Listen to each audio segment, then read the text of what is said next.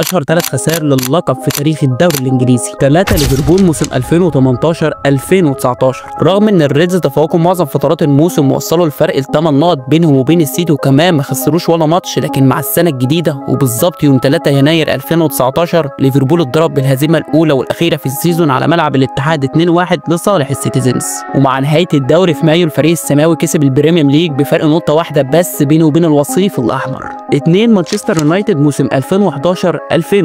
اليونايتد في السيزون ده فضل راكب جدول الدوري بفرق 8 نقط بينه وبين السيتي لحد اخر 6 جولات، وبعد شويه تعادلات جت خسارتهم الثانيه على التوالي في نفس الموسم من السيتيزنز، وده كانت بعد الهزيمه في الدور الاول بسداسيه مدمره في اولد ترافورد. وفي اخر ماتش في الدوري واللي هو حسم للقب اجورو عمل الريمونتادا الشهيره وكسب السيتي الدوري بفرق الاهداف بينهم وبين شياطين مانشستر. 3 ليفربول موسم 2013-2014. ليفربول في ابريل كان متصدر الدوري بفرق 3 نقط عن السيتي، وفي يوم 27 ابريل 2014 وفي مواجهه تشيلسي حصلت زحلقه جيرارد الشهيره اللي ضيعت الدوري اللي غايب عن النادي من ربع قرن. ساعتها توج السيتي بالدوري بفرق نقطتين بس عن الريدز.